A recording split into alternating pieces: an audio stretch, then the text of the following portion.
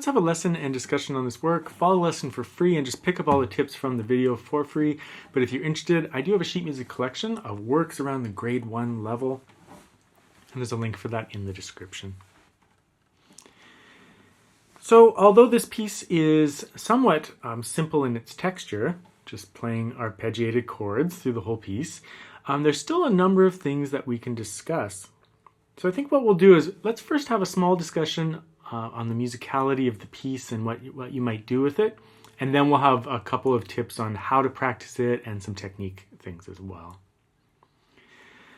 So I think your primary goal in this piece is to present an unfolding story in terms of how the harmony flows through the piece. So although there's not like a prominent melody, you might consider like maybe the top voice of the bass being like a little bit of a melody, but it's so slow that it's really not. We're just playing arpeggiated chords.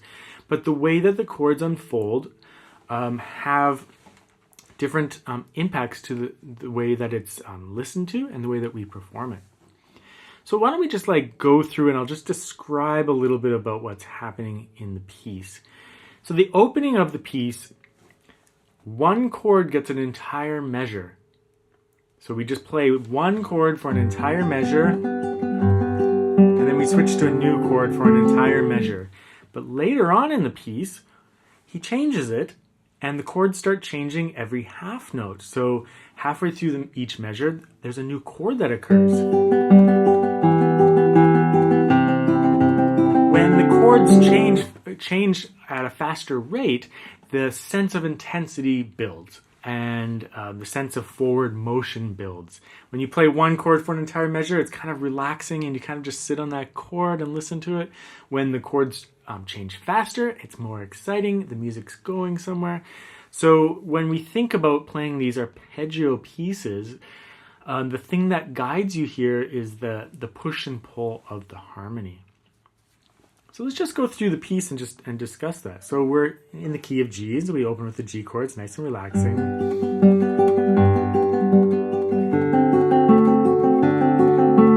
We get a little chord outside of the key here that resolves to the C, but we're still pretty relaxed.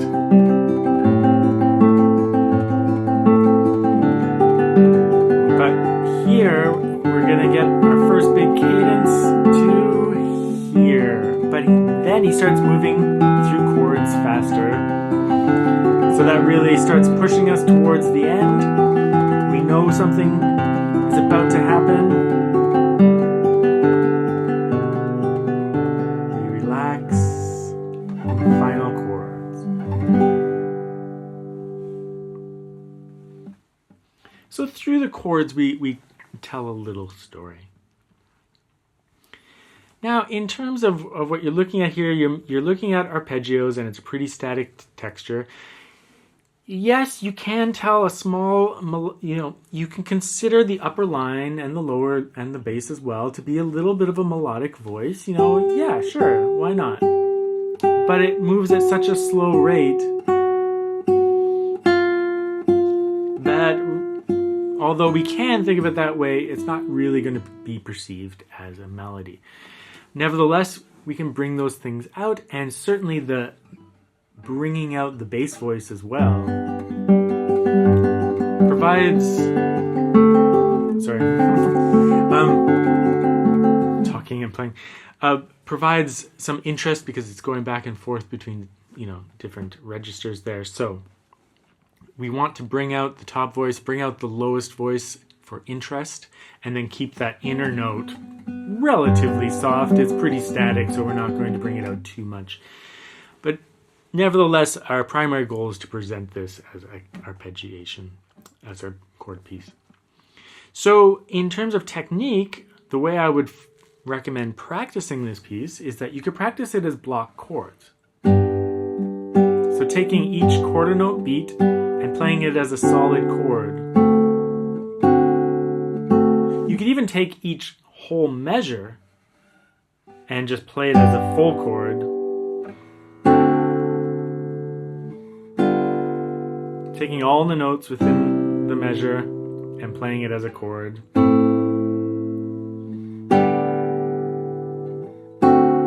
And then when it changes faster, you just take each chord and play it in full.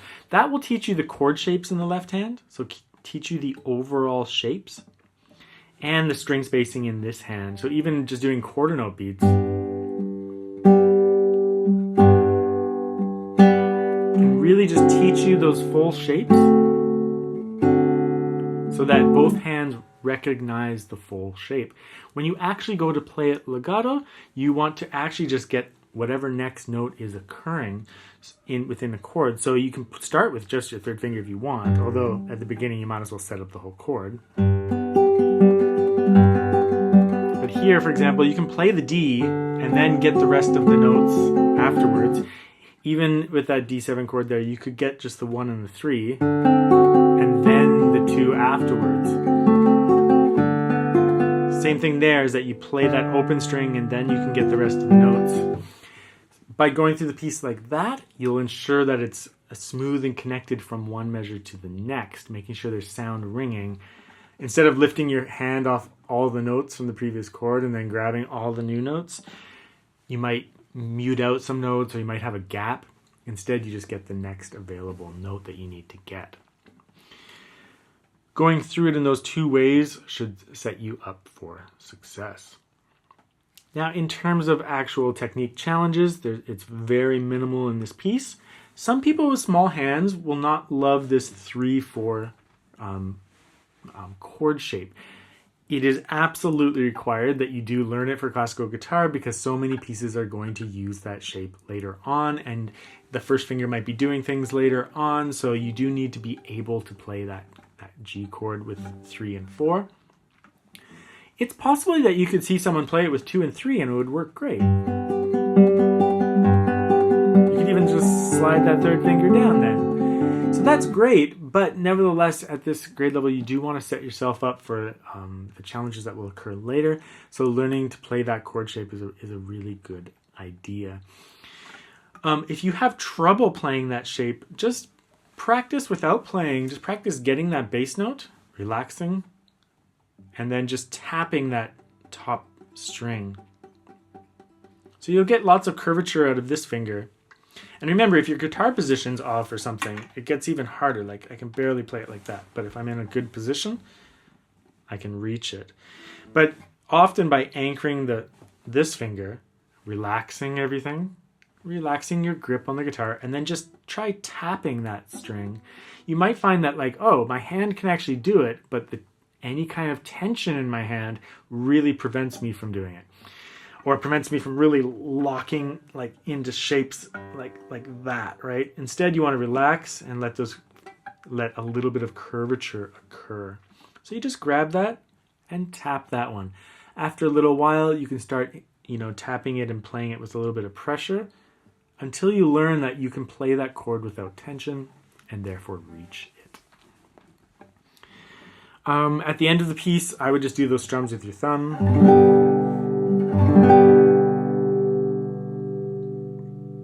Besides that, it's just regular chord shapes. So if you've been through my Volume 2 method book, I think, and the Grade 1 repertoire lessons, you'll have no problem there. So nice, simple little piece, but even with the simplest pieces, we can still find things to discuss and still find ways to perform it in a psychologically interesting way or in a storytelling way. And there's always we can always make improvements to our arpeggios and our legato connection across the measure. So there's always things to talk about, even with the simplest pieces. Nevertheless, there'll be a couple of small little challenges for some players.